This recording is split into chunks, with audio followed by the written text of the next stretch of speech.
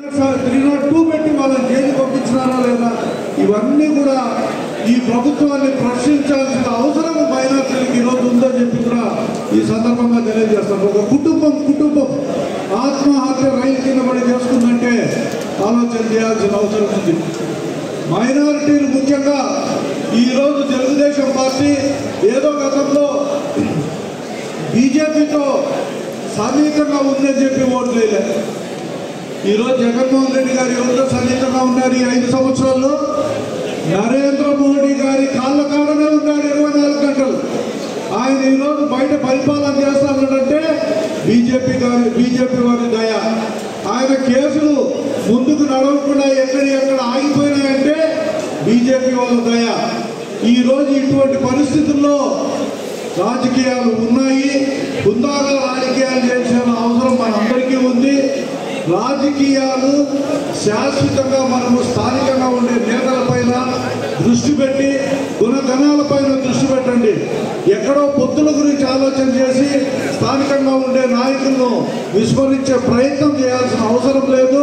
ఎక్కడో ఒకసారి పొత్తులు అవసరం. దేశంలో పొత్తులు ఎక్కడెక్కడో ఉంటాయి, ఎన్నో రకాల పొత్తులు ఉంటాయి. ఈ పొత్తులన్నిటికీ స్థానికంగా ఉన్న సమస్యలతో సంబంధం లేదు. స్థానికంగా మీ సమస్యలను పరిష్కరించే నాయకత్వాన్ని మీరు ఎన్నుకోవాల్సిన బాధ్యత కూడా ఈ సందర్భంలో ఉంది అని చెప్పి తెలియజేస్తాను.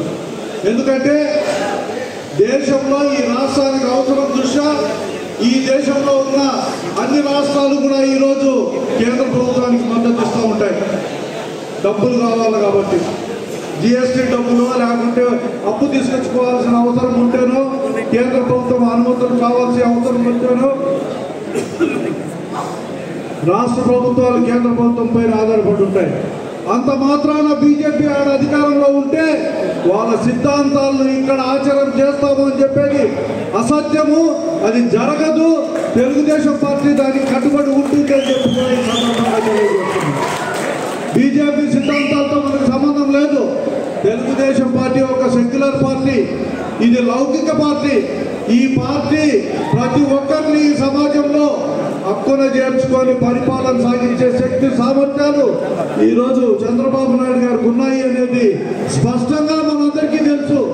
గడిచిన 5 ఏళ్లలో 14-19 మధ్యలో ఎక్కడ కూడా మైనార్టీల పైన దాడులు జరగకుండా వాళ్ళ ఆస్తులకు ఇబ్బంది లేకుండా పరిపాలన చేసిన వ్యక్తి చంద్రబాబు నాయుడు గారు.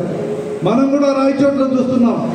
ఒక చిన్న ఇన్సిడెంట్ జరిగితే ప్రభుత్వం ఎంత అండగా ఉంది. ఎంతో మంది పైన కేసులు పెట్టారు. ఎవరిని కూడా అరెస్ట్ చేయకుండా మొట్టమొదటి ఒకరిద్దరిని అరెస్ట్ చేస్తే అక్కడికప్పుడు అక్కడ ఆపి ఆ కేసును ముందుకు పోనీయకుండా వాళ్ళందరినీ కూడా కాపాడిన వ్యక్తి చంద్రబాబు నాయుడు గారు అని చెప్పి ఈ సందర్భంగా తెలియజేస్తూ మైనారిటీలకు పూర్తి రక్షణ తెలుగుదేశం పార్టీ ఇస్తుంది. సముచితమైన గౌరవం ఇస్తుంది. మంచి పదవులు ఇస్తుంది. మీ ద్వారా ఈ సమాజానికి ఒక పెద్ద మెసేజ్ ఇస్తుంది అని చెప్పి కూడా ఈ సందర్భంగా తెలియజేస్తూ వచ్చిన ప్రతి ఒక్కరికి కూడా ధన్యవాదాలు తెలుపుకుంటూ సెలవు తీసుకుంటున్నాను. జై తెలుగుదేశం, జై హింద్.